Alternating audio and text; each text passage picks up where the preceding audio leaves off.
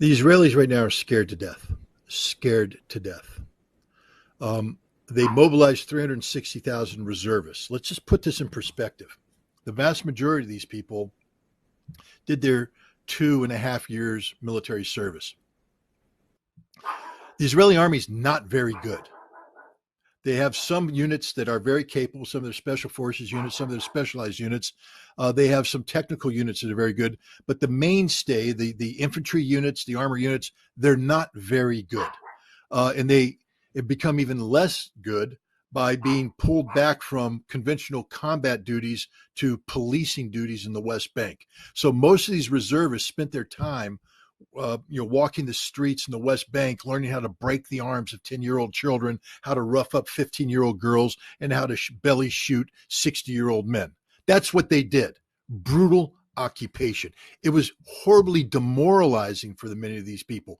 They didn't like doing this. And when they left the military, they didn't have a high regard for the military. So now they're back, but this time they're being called upon to do something that nobody in Israel wants to do.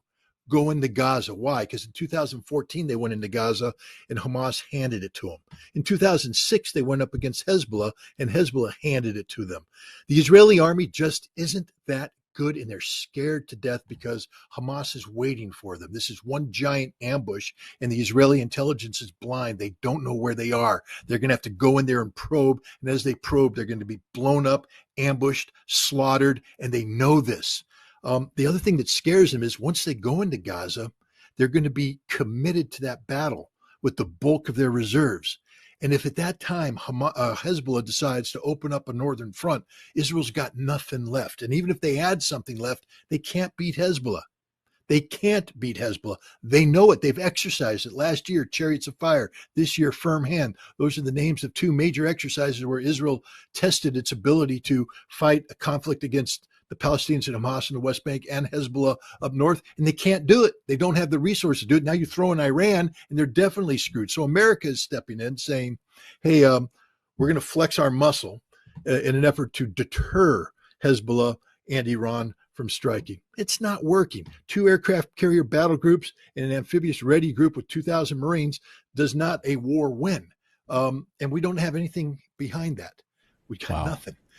And so if they come in, so I think what's going to happen is that Biden is going to try and talk some common sense into Netanyahu and let him know the hard reality that, yeah, we flexed our muscles here, but if Hezbollah comes across the border, we'll bomb them, but we can't stop them. It's up to you. And if you can't stop them, you're screwed.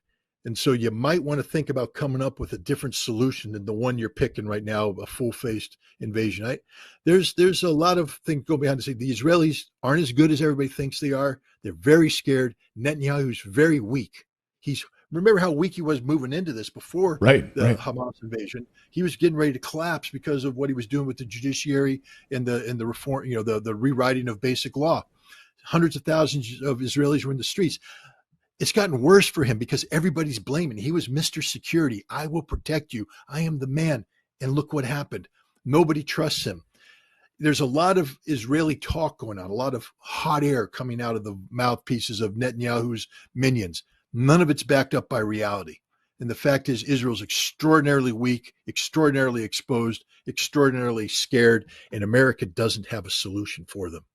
And I guess is the template to look at what would happen to Israel, just look at Ukraine? It would be worse than that because Ukrainians right now don't have a place to run to. Millions of Israelis have dual citizenship, and they'll just leave Israel. I mean, that's the death of Israel. Every Israeli I've talked to said, we can't, this happened in 1991 when the Iraqi Scuds came in. One of the big things they were saying is it's not so much the damage, physical damage that the Iraqi Scuds are doing, it's the emotional and psychological damage it's doing to Israelis. If we can't get the European Jews and the American Jews to want to come here and stay here, it's over for the Israeli experiment. And if Hezbollah can come in and threaten northern Israel, if Hamas can continue to threaten, it's over. People will flee. Millions of people will leave and they will never come back. And that's it for Israel. So I think right now Israel's in a very difficult situation where the Israeli experiment has been shown to be a failure. And now the question is, how do you get out of this? They're going to have to come up with a solution for Palestine, one that's acceptable to the Palestinians. And Israel no longer has the superior position where they get to dictate outcomes. They're actually going to have to negotiate. And this is where the United States could be of great benefit. But we can't, because we continually shoot ourselves in the foot by opening our mouths and threatening war with people when we can't beat them.